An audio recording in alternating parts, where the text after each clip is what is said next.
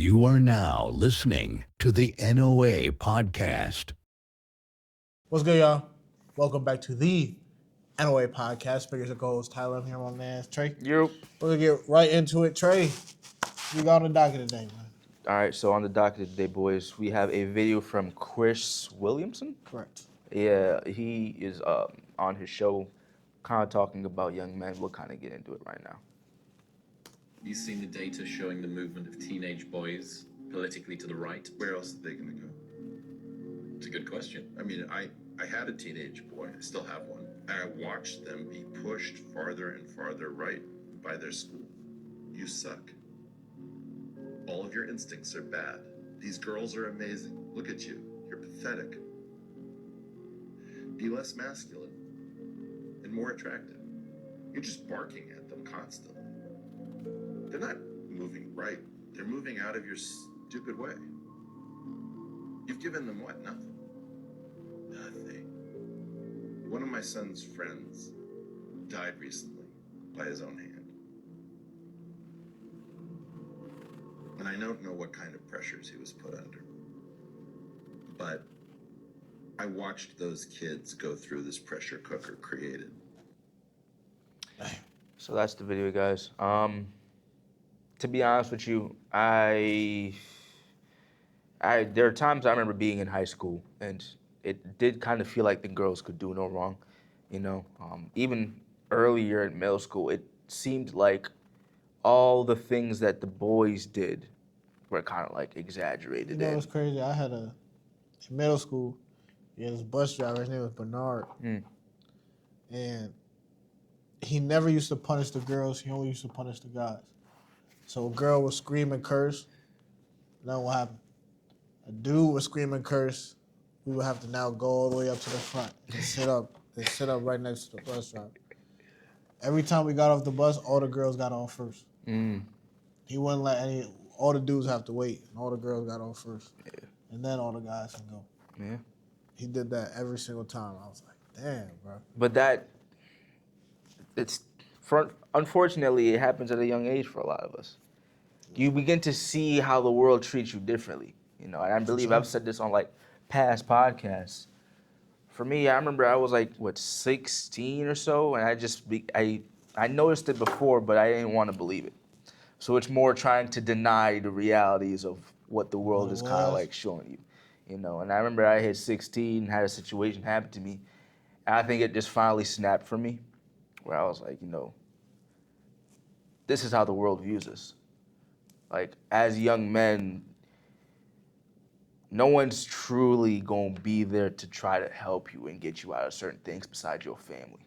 And if you don't have your family, you truly have nobody, you know. When it came to politics and all that, I stopped caring because my family, I was very much raised Democrat. Like, that's just what we were, you know.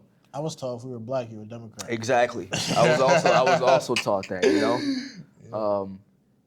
But I noticed this is kind of when I started paying more attention to like politics and all that. Very much men's issues weren't taken into account or taken seriously. Like, that was kind of like pushed to the side. And if it was brought up, it was very much so the issue that we're having is affecting someone else, so that's not why it's a problem. So like, it'd be not really the male loneliness epidemic, but like, because men are doing something, women are affected. You know, so it's only a problem when it bleeds over into the other side. If it's just affecting us, no one cares. But if it's affecting us and affecting some minority, then all of a sudden now, oh, it's a problem. Now we need to fix it, you know? And that happened enough times to where I'm like, oh, so y'all don't even take us seriously. And then now we're supposed to go fight your wars and die in your conflicts. For what? For what? There's so much pressure that we're put under to provide, protect, be the man. But it feels as though we have no authority as men sometimes. Sometimes it feels a little contradictory. Because it's like we're put under those pressures to, like you said, protect, provide. But at the same time, like when you do show any type of ounce of like actually being masculine, now it's a problem. Now it's a problem. Now you're it's aggressive. toxic. Yeah. Now you're being, mean. And it's like, It's almost like you got to provide and basically just be, I can't curse, but be a female dog in a way. Yeah. It's kind of like lay down with your tail Be between soft. your legs. That's it. Provide, though. Provide. Take care of the family, but at the same time, be soft. Like, you can't be, I don't know. I think it's also different because, like, seeing how my father, like, raised us, it very much, like, wasn't like that. Like, it was, like, of course, he provided all this other stuff, but, like, he definitely wasn't soft. Like, now it's probably, and this is probably because he's, like, 60 and all of us are grown. yeah, you're adults. But this is probably, like, the chillest He's really ever been. But, like, growing up, it wasn't none of that.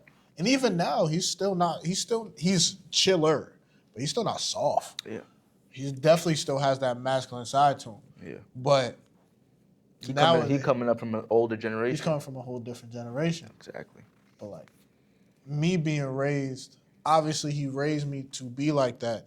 But when you do go to school and they do tell you certain things, and when you do respond in a certain way and it's a problem, it does kind of change you. At times, watching social media, saying, especially being young, I think a lot of things affects you when you're young. Big time.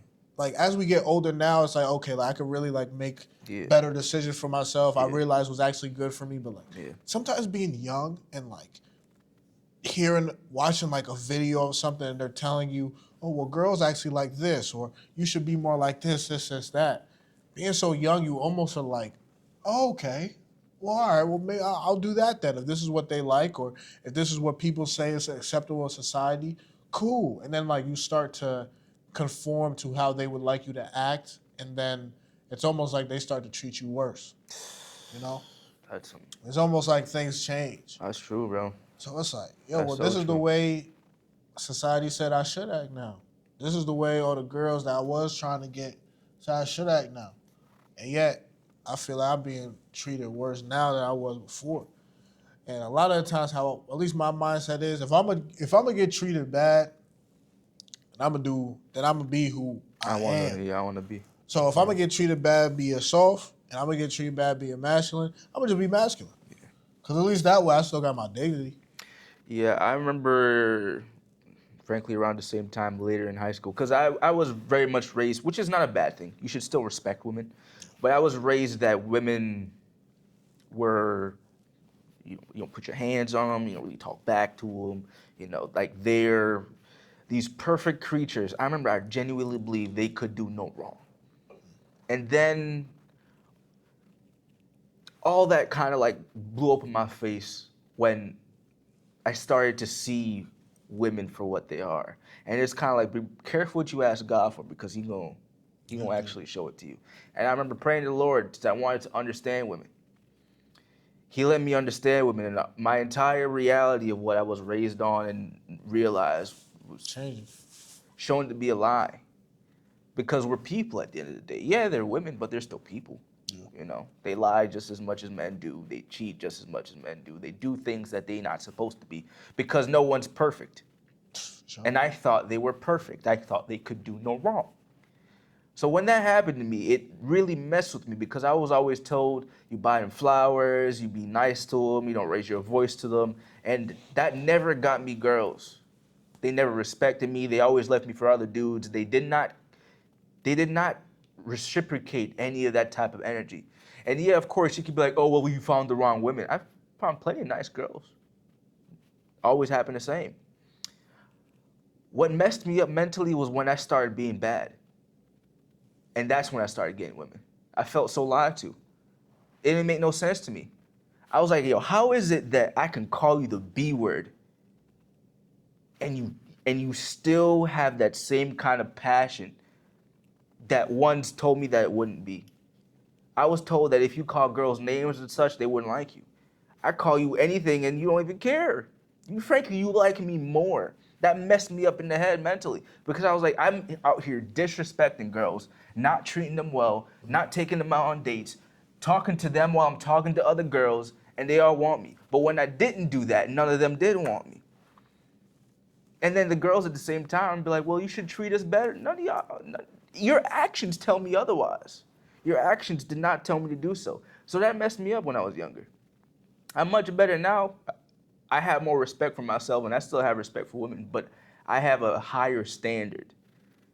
And unfortunately for a lot of young men, they don't know, you know, they don't know how to distinguish how you should treat a woman from what they tell you and what's actually supposed to be done as a man. Because you're not just supposed to, of course, treat them disrespectfully, but you don't just bow down to them and give them everything that they want. You still have to have some kind of backbone. You still have to have some Boundary. kind of Boundary or standard, standard. boundary, standard, you know? Like you still need to, because they see that, they just think you soft. They think you can't defend them.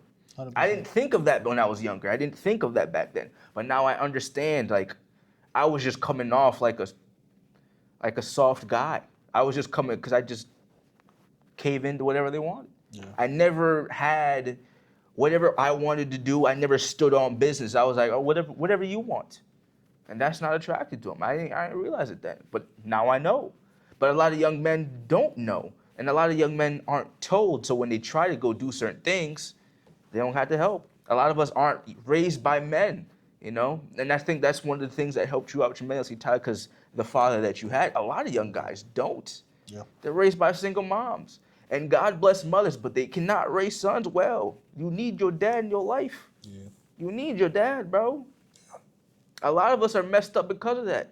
I think the statistic is majority of school shooters are from single moms.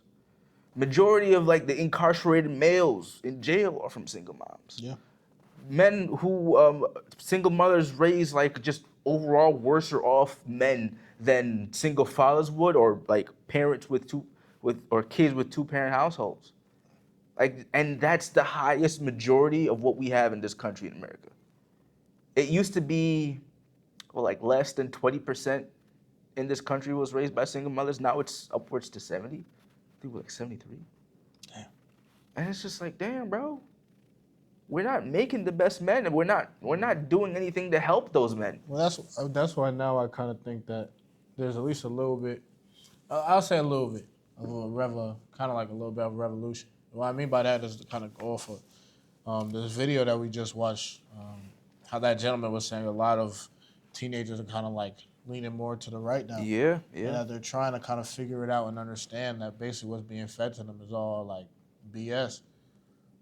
I also think too that's why like you have people like Chris Williamson. He's very, very successful podcaster. You have people like Jordan Peterson. These guys are starting to really have an impact on young men just based off of what they preach. Because A lot of what they're preaching, correct. Masculinity is so important. Correct. A lot of what they preaching is like true masculinity. That Yep. it's important to be masculine. That's important to take on responsibility. Exactly. That it's important to go out there and challenge yourself each and every day. That's important to have some type of moral, some type of backbone, and not just to have people just walk all over you, disrespect you, men and women alike. Yep. So that's why I think now there's slowly starting to be a change, slowly starting to be a revolution, because you start to realize, at least men are starting to realize what's being fed to them at the moment just ain't working. No. Like it just ain't it, you know?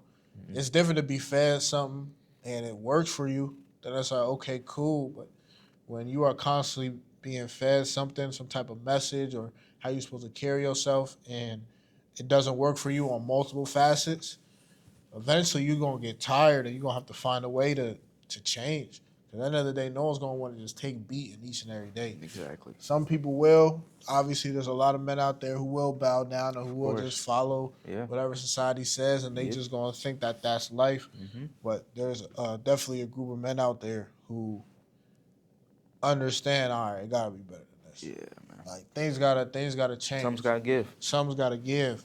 So that's why I do think there's a revolution. And honestly, I hope there's still more of a revolution, but I do think the left got a hold on a lot of men, you know, and got a hold on how a lot of us men think, how a lot of us men carry ourselves. Not to bash the left, not saying that the left is all bad, but I do think some of the things that some of the people who represent the left aren't necessarily doing it for the right reasons, and they are influencing young men to almost not be men anymore. Subservient. Which is highly, highly unfortunate, and it's going to affect society severely. It already has affected society, and it's going to continue to affect society because eventually, the youth is the future. Yeah. It's what it is. The elders, everybody eventually dies. The elders are going to die, and that's kind of how our eventually generation the will youth take over. is going to be what's in power. Our You know? generation will eventually take Exactly. Eventually, you're going to be 30, 40, 50, and we are going to be the ones who have the influence and have the power. Make the decisions. And if it is a whole bunch of soft men in that generation, We not gonna survive. nah, it's gonna be rough. It's gonna be rough. We either are not gonna survive, or everyone's gonna start to blame the men, and that we're gonna be the problem. This is that. But yeah, we'll be the problem because we listened to what y'all said. Yeah. So let us know what you guys think in the comments. For real. Thank you guys for listening. Thank you guys for tuning in. We appreciate you guys so much. We'll catch you on the next one. Peace. Have a good one.